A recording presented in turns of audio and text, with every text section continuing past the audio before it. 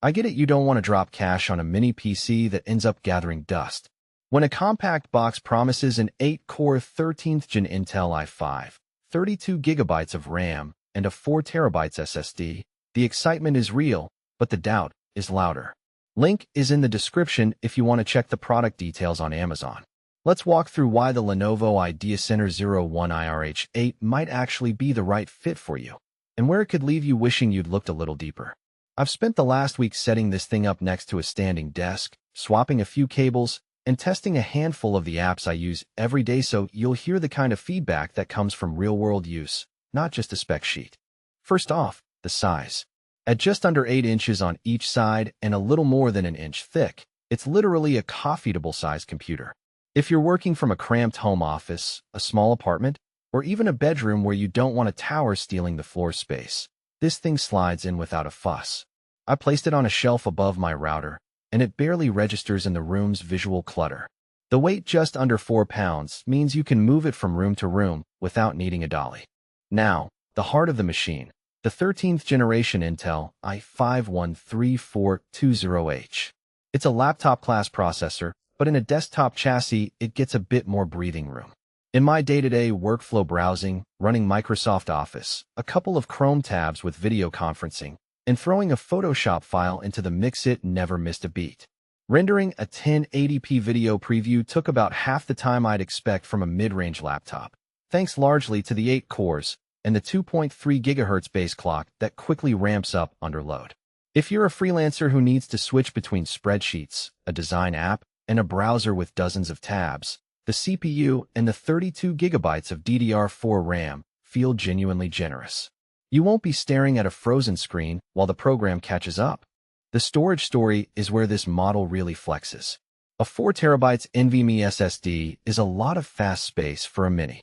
I transferred a 2 terabytes photo library, a collection of 4K video clips, and a few games, and everything loads in a fraction of a second.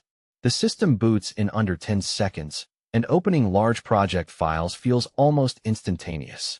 For anyone who's tired of juggling external hard drives or dealing with the patience-testing spin-up of a traditional HDD, this is a solid upgrade. Connectivity is another area where the IdeaCentre shows its modern side. It ships with Wi-Fi 6, 2x2, and Bluetooth 5.2, plus a gigabit Ethernet port. In my apartment, the Wi-Fi 6 connection gave me a stable 300 megabits per second stream, without the occasional drop I sometimes see on older routers. The Ethernet port is handy if you ever need a rock-solid wired link for large file transfers. Just plug it into your router, and you're good to go. The front/top panel ports include a couple of USB-C Thunderbolt 4 ports, which are a game-changer for a mini desktop. I connected a 4K monitor via a USB-C to DisplayPort cable, and the picture was crisp with no lag. The same port also let me attach an external GPU enclosure for a quick test, and while I didn't keep the eGPU attached, it proved the machine can expand beyond its integrated UHD graphics when you need that extra punch. Speaking of graphics, the integrated Intel UHD graphics are perfectly adequate for everyday tasks, video playback, and light creative work.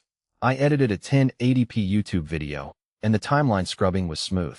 However, if you're hoping to run the latest AAA titles at high settings, you'll be disappointed. The UHD chip can handle older indie games or titles that aren't graphically demanding, but it's not built for heavy gaming. For that, you need a dedicated GPU, something you can only get by adding an eGPU, which adds cost and a bit of bulk.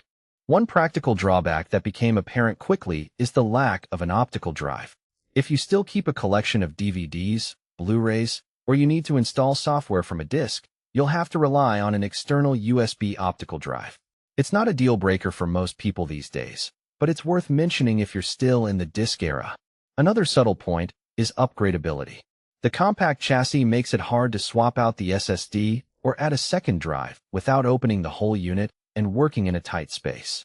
The RAM is soldered, so the 32 gigabytes you get out of the box is essentially the maximum. If you anticipate needing more storage or want to future-proof the machine for a few years, you should plan that up front. Thermals are a mixed bag. The fan is quiet during idle or light tasks, so quiet you'll forget it's there. When I pushed the CPU into a sustained stress test for about 10 minutes, the fan ramped up noticeably, and the chassis